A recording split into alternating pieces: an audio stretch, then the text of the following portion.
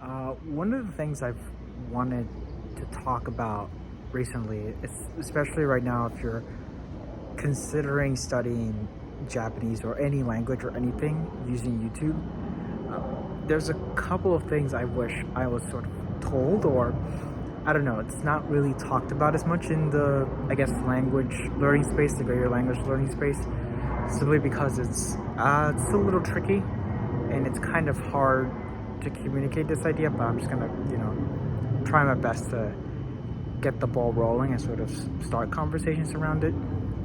It is the fact that if you're someone who is self-studying and self-educating yourself to know something, anything, especially when it comes to learning a new language, which is something that is very difficult and it takes a lot of work,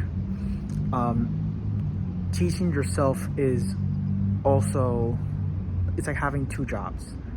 Like, yes, you're studying, but you are also responsible for what you're choosing to study, like how you approach it, where you're getting your information, what textbooks you're using, what apps and what YouTube channels you're watching. It's on you to sort of practice discernment and like figure out who is trustworthy, if the information is truthful or if it's relevant. Are the textbooks you're using, are they good, or is the apps that you're using, are they inefficient in some ways? I'll give a couple of examples. With apps, there's lots of apps that claim that they'll teach you a certain language for whatever, but not all apps are made equal. For example, Duolingo is a great example because it is probably one of the most popular, well-known apps. But the problem with Duolingo is that it may not be the best, most efficient app to learn a language. If you're considering learning a language fast, it's possible to learn a language using Duolingo, but it might not be the most effective. Another thing, it's like things like not all textbooks are the best. Like, there's no one textbook that will teach you everything. There's not a single app that will teach you everything.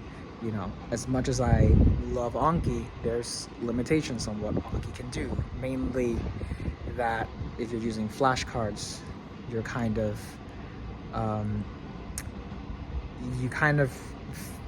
do a lot of guesswork with flashcards. That's something I've noticed, even though they're the most effective way. I sometimes, when I'm doing my Anki deck, I sort of, if I don't know the target word, I can sort of use the other words I do know in the sentence for context, so I can figure out what the word does.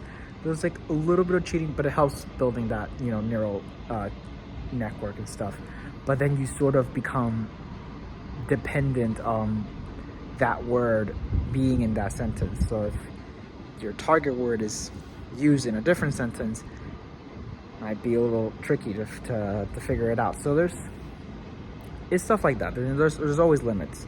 I know I'm all over the place, but my point is that there is no one tool, singular tool, that will carry you through your entire language learning process. Like, you will always need like multiple tools and different textbooks, different YouTubers, different apps. It's always best to cast a wider net, use different tools, and pick the one that actually makes sense, that is useful, that serves you. And if a tool, an app, a textbook, or a YouTuber, whatever, doesn't serve you, then it's time to move on, pick something else. I think that's one of the cool things about the internet, where you can just find a plethora of resources and things that just work for you, or have worked for someone else. One of the most useful things I like a lot about the internet when it comes to figuring out how to teach myself how to read language is I really enjoy like Reddit, for example. I like going into the subreddits of like language learning forums and stuff, specifically of how people have taught themselves, or what methods have they used to reach their current level.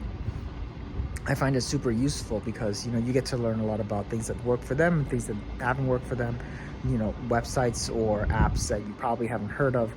It's, you know, it's super useful to kind of do that and just figure out, okay, I really like these apps or these textbooks, or I'm not a big fan of, you know, Duolingo. Maybe I want to use something else. And I think it's pretty good.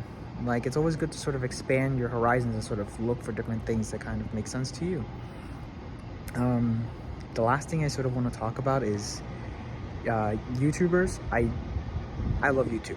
I think YouTube is probably one of the best resources to learn just about anything. I mean, you can just type in whatever subject you're interested on the search bar and you will find like a plethora of channels dedicated to that one subject, and you'll definitely learn a lot.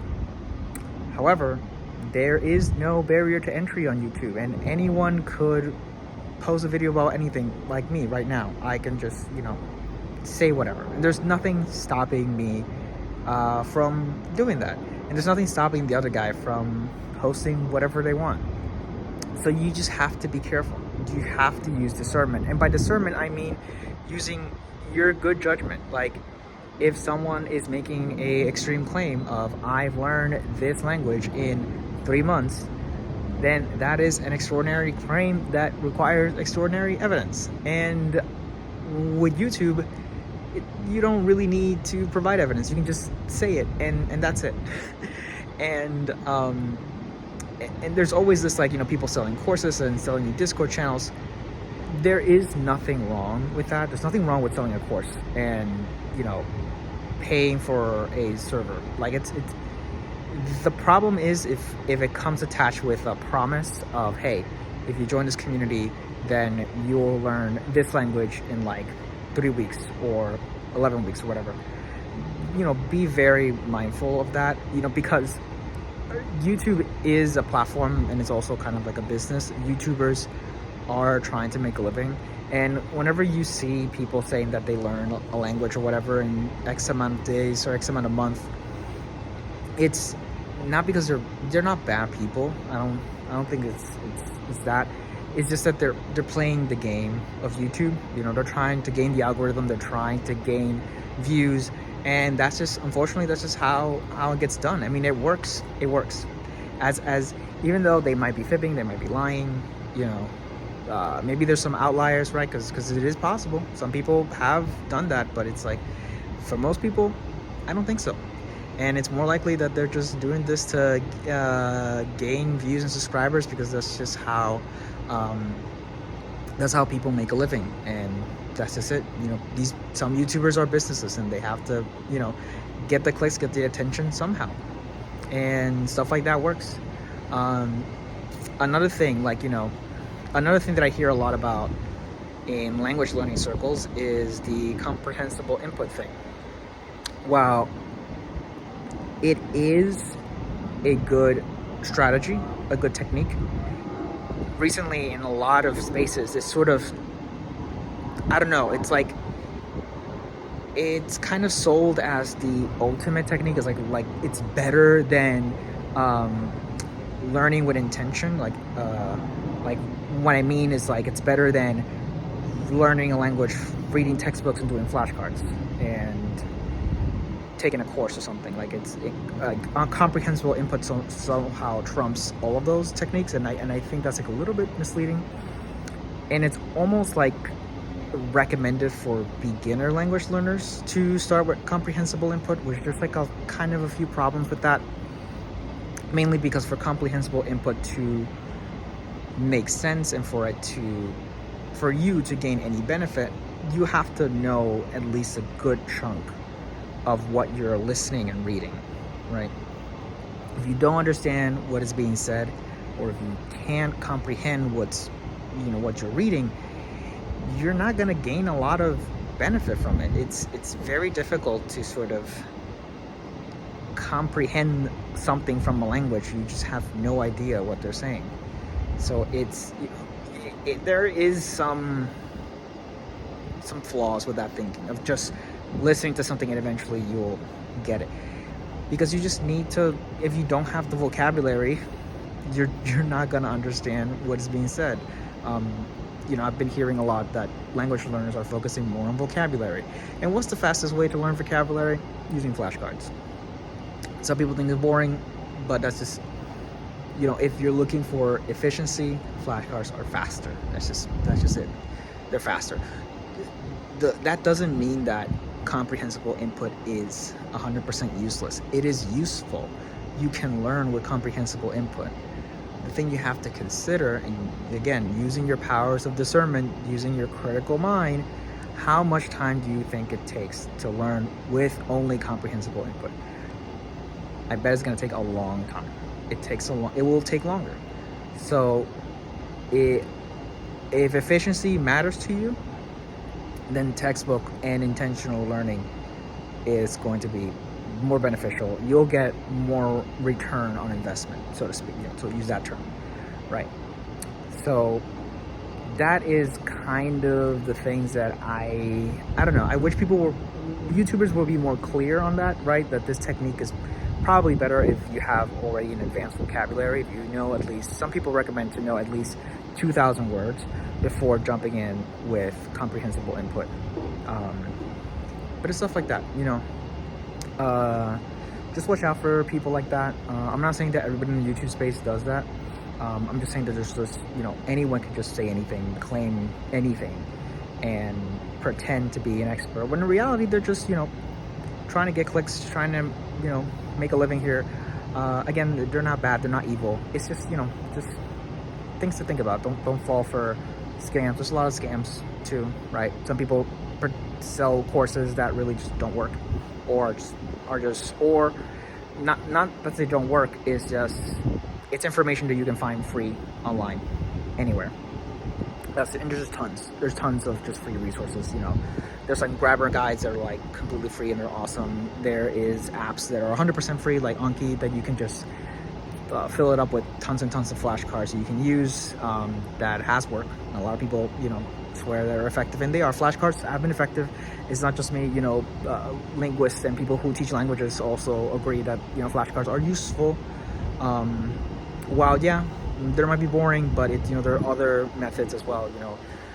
But at the end of the day, learning a language, learning anything, takes effort. You need effort. You need to put in the effort.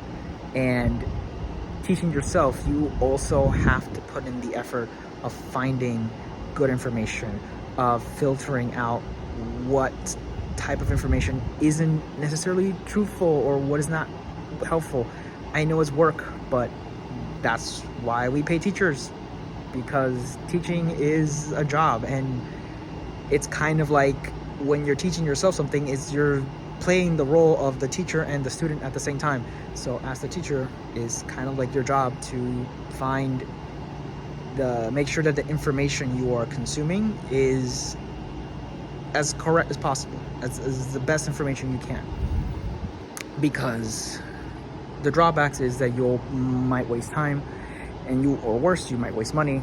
But actually, if I think about it, losing time is worse than losing money, because time you can't get it back. You can always get money back, but losing time, that's probably like the worst thing that could happen. And I don't know, I just want everybody to sort of get the most out of their learning experience. And I feel like if we were just a little bit more clear, a little bit more truthful as to how language learning works, the reality is that it takes a lot of time. It takes a long time to learn a language, and just watch out for people trying to sell you the idea that, hey, you are going to learn this language in 3 months, when in reality, it'll probably take you 3 years for you to gain any proficiency in any language. Like 3 years, I feel like you would get all the basics done and have a decent vocabulary and, begin the journey of being fluent. I mean, and that's another thing. Fluent means a lot of things to a lot of different people, so it's kind of like, it's whatever. It's whatever you're happy with. One last thing, I swear, is your why is probably the most important thing. when learning a language and when learning anything. Like, why are you learning this? I feel like more people should spend a little bit more time why exactly you're learning a language. You know, some people obviously think about it communicating. Some people it's for engaging with media, like, you know, like manga or anime, for example. And sticking to that why has actually been more beneficial than like anything. So yeah, those are kind of my thoughts. I don't know if you have any pointers or any ideas, shoot them in the comments. I also am pretty interested in like learning about other YouTubers that do language. I have a lot. I might put them in the description. I have a lot that I've watched over the last couple of years or so. But yeah, anyway, that's it. Bye.